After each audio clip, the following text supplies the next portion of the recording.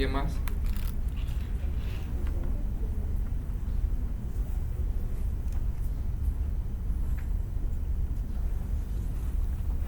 Bien, buenas tardes a todos. Mi nombre es Adrián Rujano, yo soy médico residente quinto año de cirugía general del Hospital Santo Tomás. También por cuestiones de la vida, de antes de entrar a la residencia, pues me dediqué a ver venas, así que ya tengo como varios años en eso. Y bueno, actualmente me encuentro en el servicio de cirugía cardiovascular del Hospital Santo Tomás. Primero que todo, los felicito por estar aquí esta tarde. Yo sé que están cansados, ya prácticamente nos van a echar. Pero bueno, siempre me hace feliz venir y compartir con ustedes un poquito de lo que uno sabe o de lo que uno sabe. Y espero pues que en algún momento ustedes que están ahí estén aquí donde yo estoy y no se olviden pues de nuestra casa, que es la Universidad de Panamá. Y también siempre a todos los lugares donde van es una referencia de la que todos nos sentimos muy orgullosos. Entonces no la dejen mal, siempre sean comprometidos y sobre todo responsables con los pacientes. Y ser responsable con los pacientes significa en la medicina que tenemos que estudiar exactamente, porque podemos cometer errores por no hacer nuestro trabajo, y ese es uno, pues parte de lo que elegimos, de lo que ustedes eligieron. Y también están a tiempo, es una decisión madura de decir, esto no es lo que yo quiero para mí. Como persona que interactúa con estudiantes, con futuros médicos, como los médicos internos, y como con futuros cirujanos también, uno en el tiempo se da cuenta pues que es una decisión madura aceptar lo que uno quiere para el resto de la vida. Y pues si uno la va a hacer, la hace bien. Entonces exhortar eso, ya están al final de la carrera, pero piénsenlo bien, porque es una carrera que en el tiempo ha perdido, creo que esa mística de antes el médico en la sociedad era la persona que más sabía, que más estudiaba, y por eso la respetaban más. Nosotros mismos nos hemos encargado de que no sea así.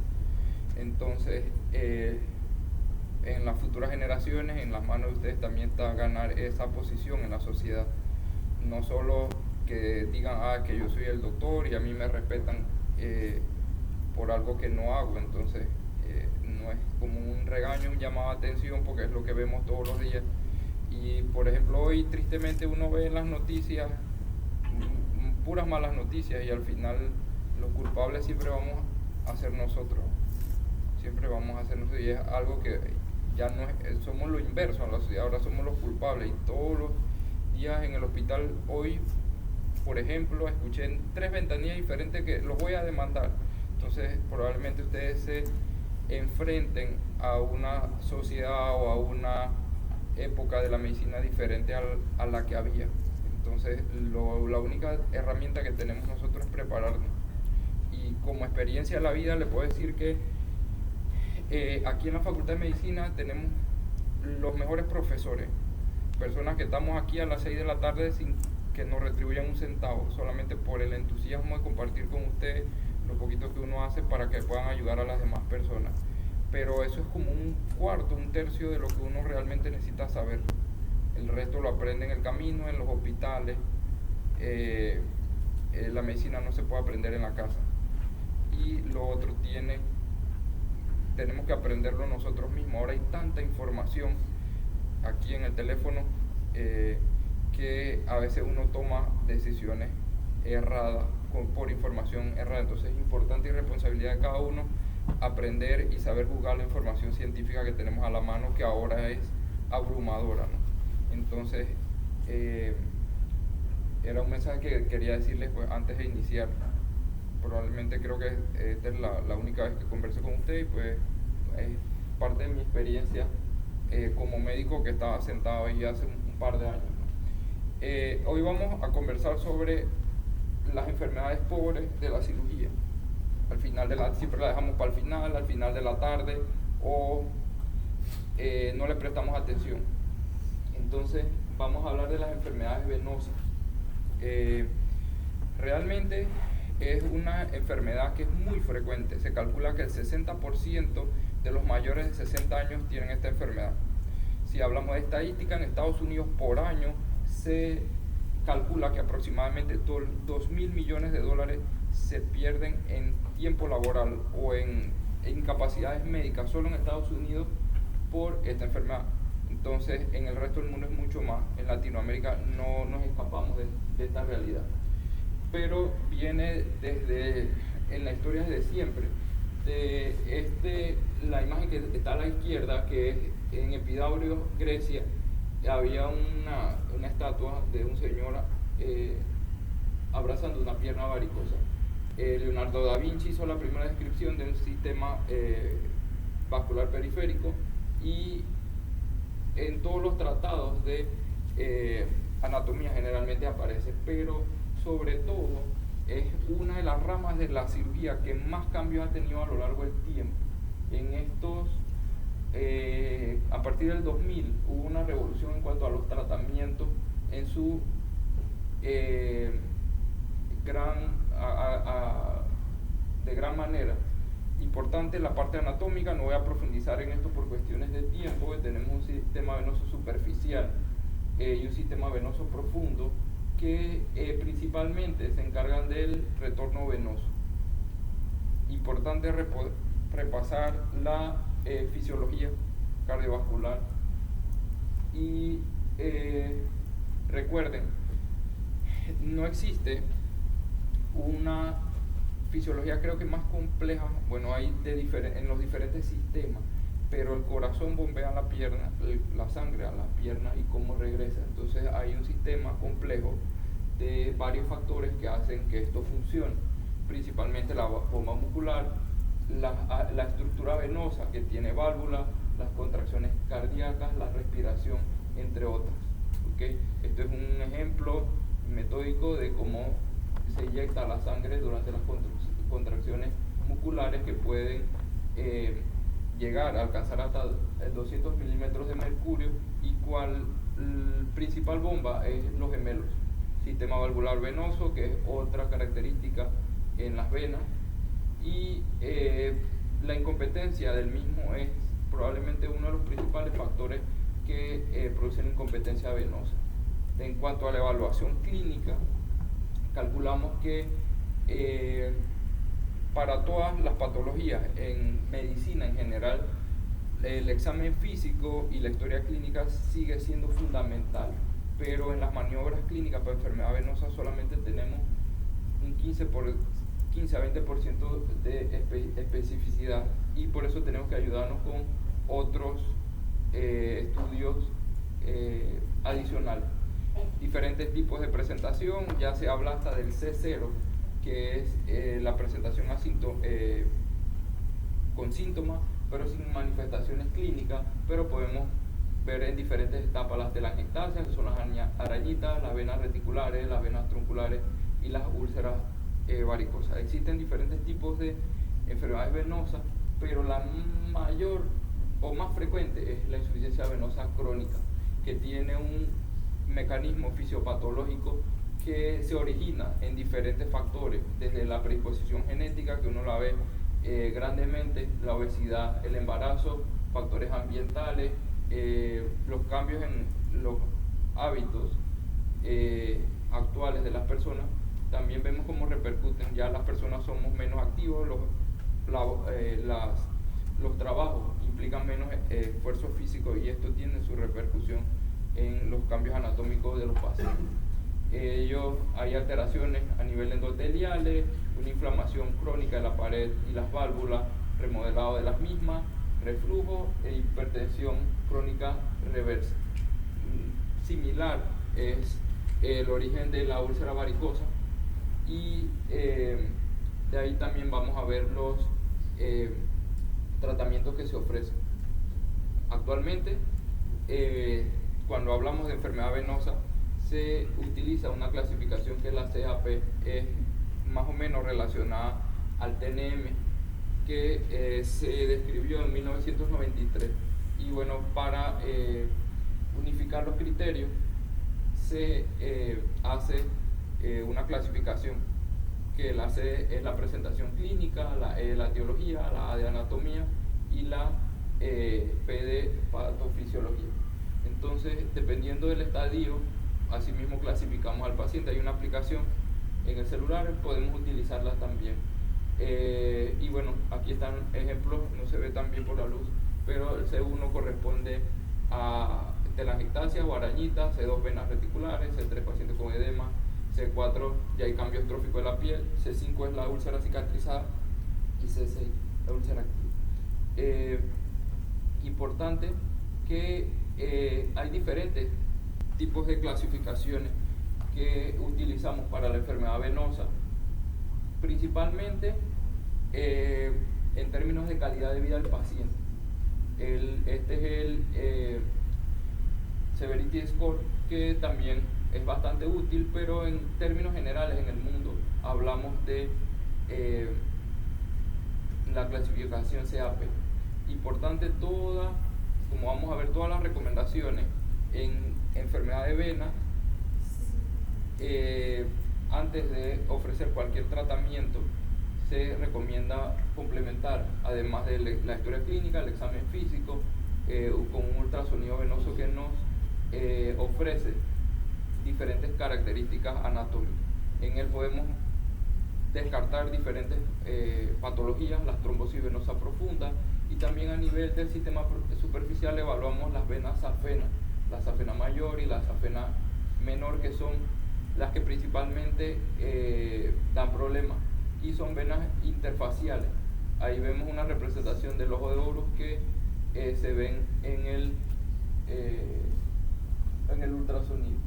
Esto es un ejemplo de ultrasonido, creo que no se ve bien, pero aquí vemos una válvula como abre y cierra.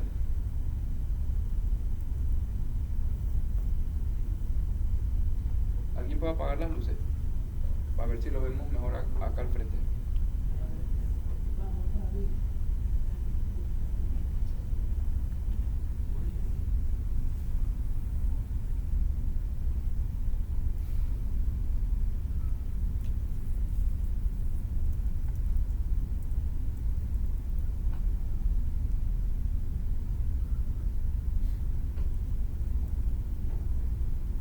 Aquí vemos el flujo de la sangre a nivel anterógrado y posteriormente retrógrado.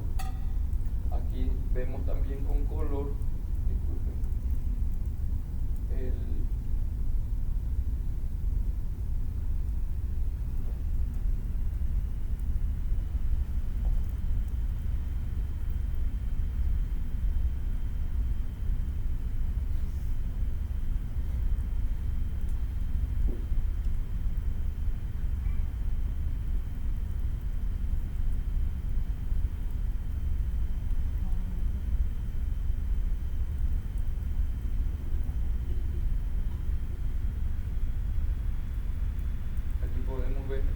el azul es la representación de la sangre en dirección al corazón, el rojo es el reflujo, que es en la dirección inversa, y es lo que vemos y evaluamos en los ultrasonidos.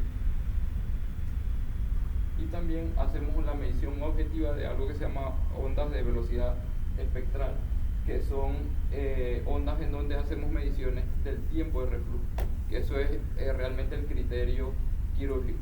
Para el tratamiento hay diferentes tipos de guías, principalmente se usa el del American Venous Forum, que fue publicada en el 2011 y que brinda diferentes recomendaciones.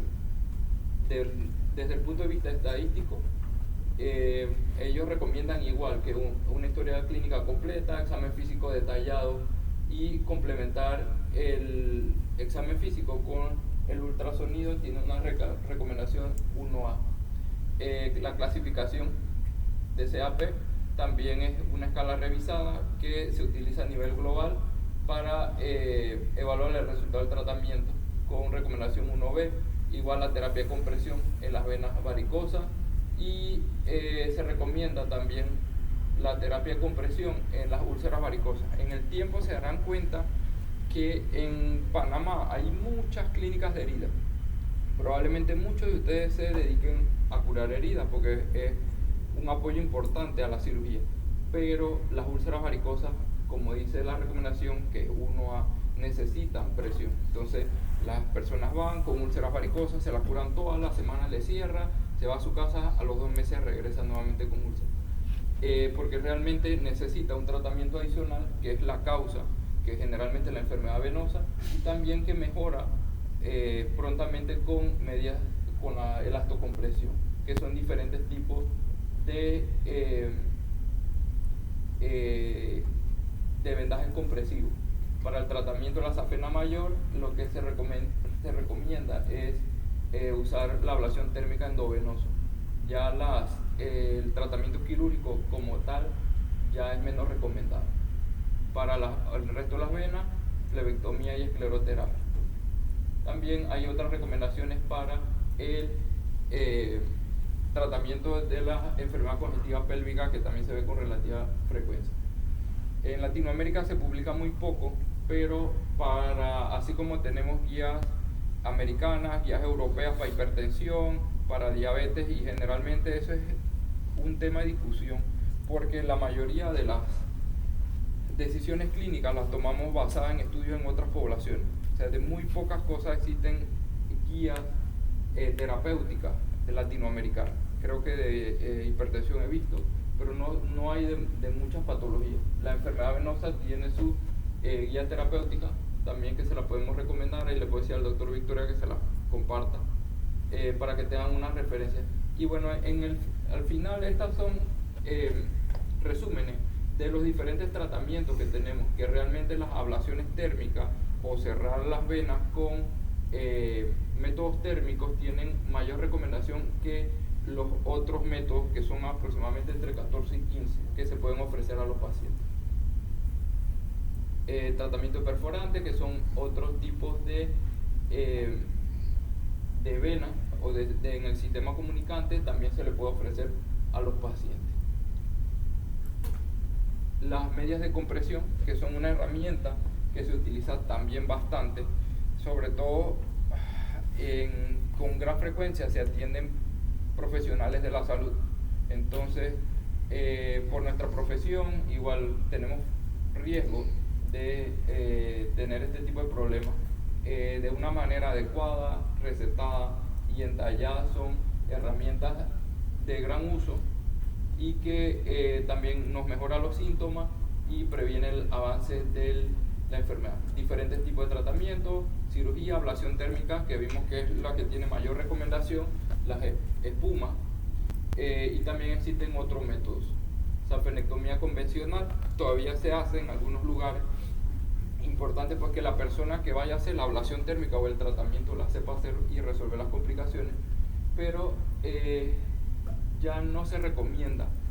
Se hizo durante más de 100 años como tratamiento estándar, pero mucho dolor postoperatorio, muchas complicaciones asociadas, y si tienes otros métodos que son mucho más efectivos, también ha caído bastante en desuso. Nuevas formas de tratamiento: la ablación térmica endovenosa, como vimos, es lo que tiene mayor tipo de evidencia para hacer ablaciones térmicas de esas venas. Radiofrecuencia es otro tipo de método térmico que también se ofrece en un equipo y tiene una fibra. Posteriormente vamos a ver cómo se utiliza el Venacil, que es como una goma que se pone dentro de la vena, y al final todos buscan lo mismo, que es hacer una ablación o cerrar la vena. Métodos combinados: esto es una ablación mecánico-química que también busca cerrar la vena. Es un aparato que destruye el endotelio y luego coloca una espuma que la cierra. Realmente en Panamá se realiza, creo que bastante métodos, digamos que los más nuevos, pero se han visto diferentes modificaciones. Este es un artículo que publiqué con el doctor Victoria hace el año pasado, que se hizo una combinación de dos técnicas, que es la térmica y la química, y la verdad, en la práctica probablemente haya más de 300 pacientes tratados con muchísimo menor tiempo quirúrgico, recuperación más rápida. Así que probablemente, y en los consensos de tratamiento de enfermedad venosa, es lo que hemos visto que probablemente en el futuro perdure. ¿Cómo se hace? Importante, pues el estudio inicial, la historia clínica, el examen físico, el ultrasonido detallado de la persona que va a hacer el procedimiento. También se hace un mapeo de las diferentes venas que queremos cerrar y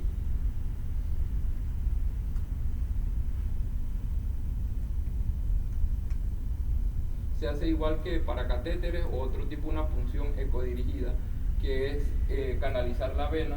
Utilizamos posteriormente la fibra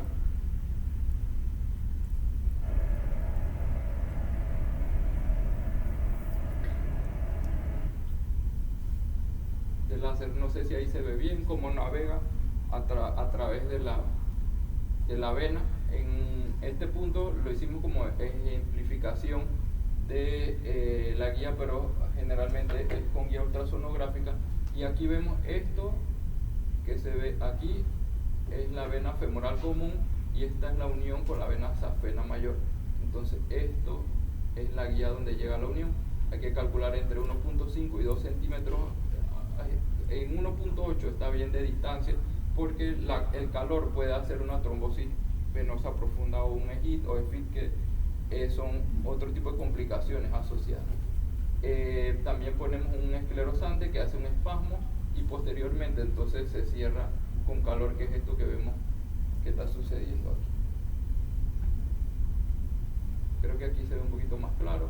Esta es la sombra que deja la punta del láser, y cómo vamos viendo cómo va quemando o haciendo la ablación térmica a lo largo de todo el segmento de la vena que queremos cerrar.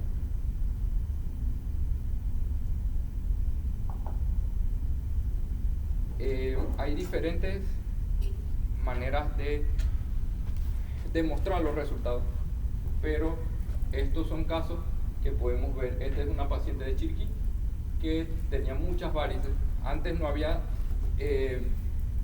opciones de tratamiento más que abrir y hacer la flebectomía, que es sacar la vena. La señora luego del tratamiento. Entonces creo que métodos que en Panamá no son tan populares, pero se ofrecen.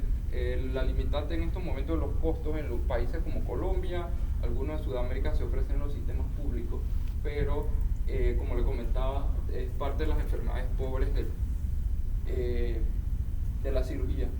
Entonces son pocas los lugares donde se ofrecen realmente un tratamiento con la tecnología que actualmente se está ventilando a nivel mundial. Diferentes tipos de complicaciones, dolor, hematoma, esquimosis, que no son esperadas, pero también puede ocasionar uno, como igual otro procedimiento quirúrgico, trombosis venosa profunda, embolismos pulmonares, infecciones, quemaduras. Creo que aquí no se ve bien, pero esto es la vena femoral, esta es la unión con la safena, y esta es la arteria, es el famoso Mickey Mouse.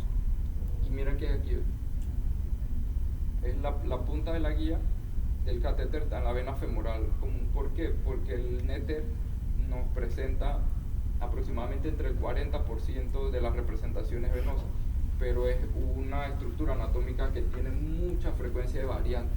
Entonces encontramos duplicaciones, sistemas accesorios y otro tipo de variantes que cambian totalmente la anatomía. Entonces la guía por el ultrasonido es lo que nos da la seguridad, y si uno no está seguro o no tienes la experiencia adecuada, puede tener complicaciones serias. Esto es otro método también que probablemente en el tiempo sea el que más, por las facilidades que ofrece, tenga mayor frecuencia o se ofrezca más en el tiempo. Es en español endovascular occlusion foam, o es utilizar una espuma para hacer las ablaciones, pero de forma química. Tú pones la espuma dentro de la vena, se produce una irritación en el endotelio y progresivamente el cierre. Esto tiene historia desde 1500, 1600, se utilizaban diferentes tipos de sustancias, al inicio yodadas, pero eran muy dolorosas y causaban mucho dolor y muchas reacciones alérgicas. También con el tiempo se fueron cambiando las moléculas que se utilizaban y se ha vuelto más frecuente, hasta que este señor, que es un colombiano que ya falleció, el doctor Jorge Ulloa, él hizo o planteó nuevamente otro tipo de modificaciones a la técnica y al mismo medicamento. Y bueno, se ofrece en muchísimas partes. Es un tratamiento de oficina. Tú lo puedes hacer, solamente es una inyección ecoguiada.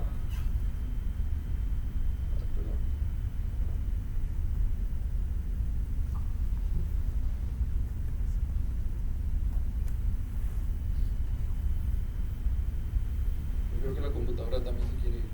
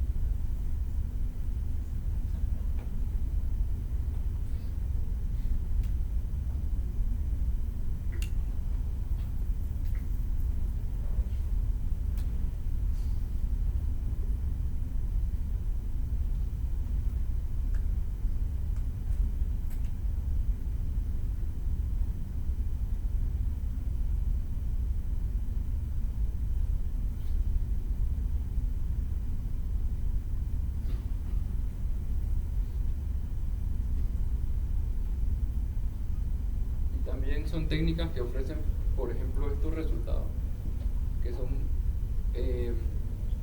pacientes que tienen muchas varices. Podemos utilizar, además del ultrasonido, otro tipo de herramientas, y ahí vemos cómo desaparecen las venas. Y el resultado del paciente al final del tratamiento. Esta técnica nos ofrece otras ventajas, que menos dolor, es un procedimiento de consultorio, el paciente no hay que llevarlo al salón de operaciones, las ablaciones térmicas sí, las quirúrgicas sí, las quirúrgicas o bloqueo o anestesia general, las ablaciones térmicas generalmente se hace con sedación y algo de anestesia local. Esta solamente es en el sitio de punción. Entonces, viendo las ventajas que ofrece, también la disminución de los costos probablemente sea lo que se ofrezca más adelante. En cuanto a la parte de la enfermedad tromboembólica venosa, se la dejo porque ya son las 6 de la tarde, para que la revisen ustedes en su casa con el compromiso de que tienen que estudiar, porque es muy frecuente verla. También como el cupo cuando uno está en el hospital. Los diferentes tipos de factores asociados, cómo se hace el diagnóstico y el tratamiento.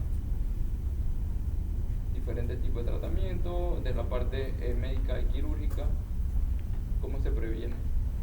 Y bueno, al final, recordarles que existe para la enfermedad venosa crónica también una guía latinoamericana que se puede revisar, y también, bueno, a la orden, soy parte del equipo médico de la Clínica Vascular de Panamá, trabajo con el doctor Victoria, y eventualmente siempre atendemos a colegas porque es algo que es muy frecuente, o familiares. El señor que está aquí, que es un italiano que se llama Sergio Giannesini es el presidente actual de la Unión Internacional de Flebología, que es la organización mundial más importante de flebología en el mundo, y pues compartió hace que unos 2 meses con nosotros. Es un tema que apasiona, que es muy bonito, hay muchas alternativas a otras ahora en este momento para el tratamiento de la enfermedad venosa, probablemente también en el tiempo, y ojalá se le pueda ofrecer al resto de la población en general. Si alguien tiene alguna pregunta, algún comentario. ¿Por qué la enfermedad trombólica venosa es el foco en el hospital? Porque eso es lo que mata, bueno, no es lo que mata, sino de las complicaciones más temidas. Porque generalmente en los pacientes hospitalizados pocas entidades o pocas patologías son las que te las compensan rápido. Tú tienes un paciente en cirugía, postoperado, o en medicina interna también un paciente hospitalizado, y son pacientes que se te deterioran rápido y hasta pueden fallecer en las próximas horas. Entonces es importante siempre sospecharlo, diagnosticarlo y sobre todo tratarlo adecuadamente. ¿Alguna otra pregunta?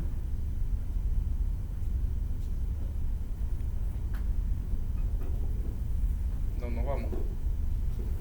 Doctor, yo tengo una consulta. Ajá. He visto que hay pacientes que toman amlodipina Ajá. y llegan a desarrollar enfermedad venosa. ¿Qué tanto es la prevalencia de eso? Bueno, no, o sea, la amlodipina es un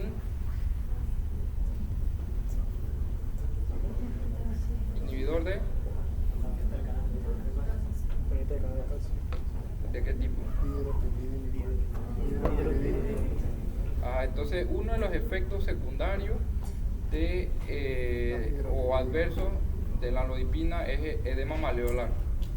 O sea, no es relacionado a enfermedad venosa. Pero también si tienes enfermedad venosa y te ponen amlodipina, tienes mayor predisposición a que tengas edema. Entonces, la enfermedad venosa es una enfermedad que la gente no consulta menos que no dé más o que tenga alguna complicación.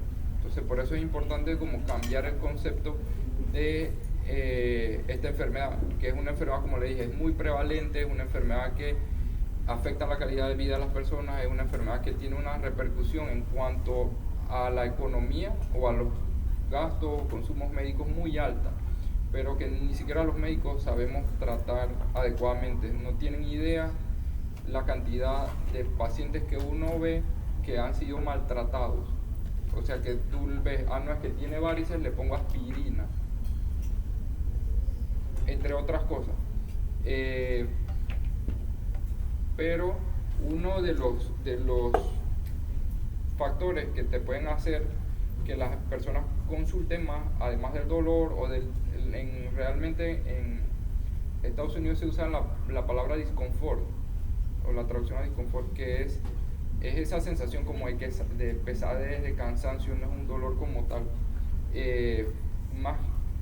pero eso lo toleran a menos que sea algo muy muy grande, si no vienen por una úlcera o vienen por edema. Entonces a veces empiezan amlodipina, tiene enfermedad venosa y entonces uno le hace el cambio, pero es más relacionado a los efectos secundarios de la amlodipina que la enfermedad venosa.